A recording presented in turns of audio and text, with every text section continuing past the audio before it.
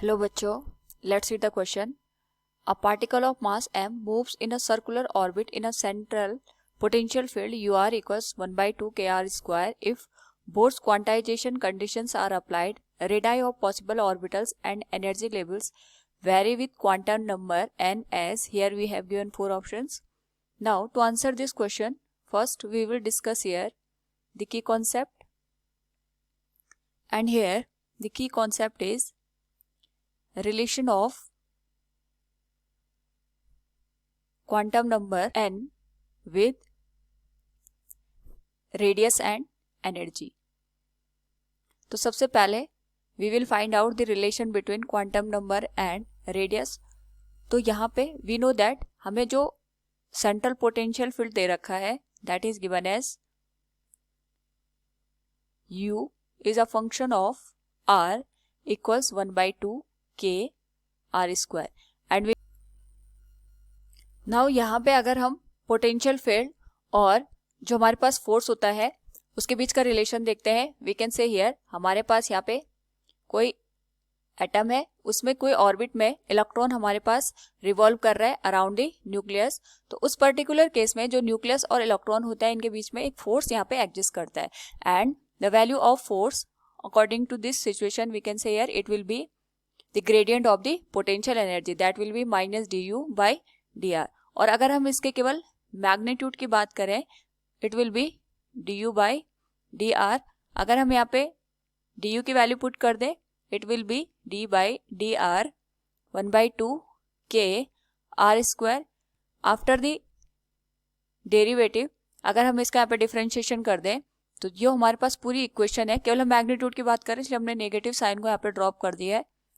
It will B f equals 2 into के are divided by 2. 2 से 2 cancel हो जाएगा और हमारे पास जो फोर्स की वैल्यू है it will be equal to k into r. ये हमारे पास इक्वेशन नंबर फर्स्ट बन जाएगी. Now we also know that यहाँ पे इलेक्ट्रॉन और जो हमारे पास न्यूक्लियस है इसके बीच में जब इलेक्ट्रॉन यहाँ पे पाथ पे ट्रेवल करता है उस पर्टिकुलर केस में सेंट्रीपिटल फोर्स काम करता है and the value of centripetal force equals mv square upon r. और ये जो सेंट्रीपिटल फोर्स है it is provided by the electrostatic force. According to this condition हमने जो इलेक्ट्रोस्टैटिक फोर्स की वैल्यू निकाली है that is equal to f और इसकी वैल्यू हमारे पास है k इंटू आर के बराबर. सो वी विल हैव इधर mv स्क्वायर बाई r और हमारे पास इस क्वेश्चन को हम री राइट कर सकते हैं k r square will be equal to mv square. It will be equation number first. Now we know from the Bohr's theory of atomic model किसी भी एटम में जब कोई इलेक्ट्रॉन किसी n ऑर्बिट में यहाँ पे रिवॉल्व करता है उस पर्टिकुलर केस में हमारे पास जो एंगुलर मोमेंटम होता है that is equal to integral multiple of the h by 2 pi. यानी हमारे पास यहाँ पे h बाई 2 पाई का इंटीग्रल मल्टीपल होता है that is multiplied with n. तो यहाँ पे हमारे पास r और यहाँ पे हमारे पास रेडियस का रिलेशन क्वांटम नंबर n या फिर हम कह सकते हैं ऑर्बिट के साथ दिया है, लेकिन हमें यहाँ पे जो r का टर्म है वो कंप्लीटली कांस्टेंट टर्म में निकालना है क्योंकि यहाँ पे जो v है it can be very according to the orbit.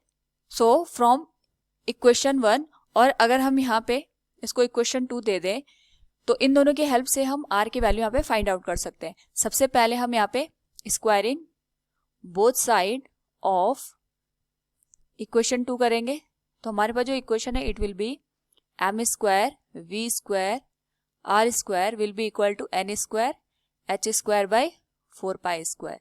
तो ये इक्वेशन थर्ड बन जाएगी हमारे पास. इक्वेशन थर्ड में हम इक्वेशन फर्स्ट से mv स्क्वायर की वैल्यू अगर पुट कर दें तो हम m स्क्वायर को लिख लेते हैं m into m v square इस तरीके से मल्टीप्लाइड विद r स्क्वायर. तो ये हो जाएगा n square h square divided by 4 pi square.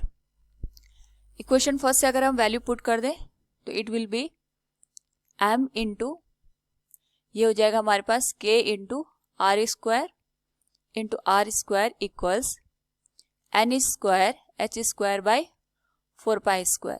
Now यहाँ से अगर हम r रेज़्ड पावर 4 की बात करें it will B n square h square by 4 pi square m into k.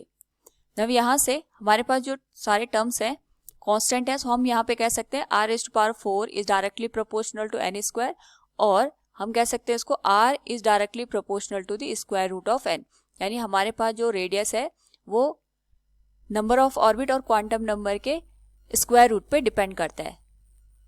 Second, अगर हम रिलेशन देखें यहाँ पे टोटल एनर्जी का, वी नो दैट हमारे पास जो टोटल एनर्जी गिवन होती है इसको हम यहाँ पे En से इंडिकेट करेंगे। It is the sum of potential energy and kinetic energy. We know that जो हमारे पास पोटेंशियल एनर्जी है, अगर हम इसकी value according to the question रखेंगे, ये हमें दे रखी है 1/2 kr², एंड काइनेटिक एनर्जी की वैल्यू होती है हाफ mv²। नाउ हमने यहाँ पे mv² की वैल्यू फाइंड आउट की थी फ्रॉम द इक्वेशन फर्स्ट, तो हम ये पुट कर सकते हैं kr² के बराबर। So we will write here kr² plus 1/2 k into r²। यहाँ पे हम लिख लेते हैं फ्रॉम इक्वेशन फर्स्ट। नाउ हमारे पास यहाँ पे जो टोटल एनर्जी की वैल्यू होगी that will be equal to the k into r²। अगर हम इस इक्वेशन को देखें तो हम यहाँ पे कह सकते हैं जो हमारे पास En है यानी टोटल एनर्जी है that is directly proportional to r², and we know that हमारे पास यहाँ पे जो r² है that is directly proportional to the n, यानी वो हमारे पास नंबर ऑफ ऑर्बिट पे यहाँ पे डिपेंड करती है। इस केस में अगर हम इस रिलेशन को और इस रिलेशन को एक साथ यहाँ पे देखें तो वी कैन से हियर जो हमारे पास En की वैल्यू होगी that will be directly proportional to the number of orbit. वो हमारे पास डायरेक्टली यहाँ पे इलेक्ट्रॉन किस ऑर्बिट में यहाँ पे रिवॉल्व कर रहा है क्वांटम नंबर n पे डिपेंड करता है। So from the given question we can say here if the Bohr's quantization condition are applied, radii of possible orbitals and energy levels vary with quantum number n as Rn is directly proportional to the square root of n, and जो total energy है that is directly proportional to the n. Option third will be the correct answer. Hope all you understood it. Thank you and best of luck.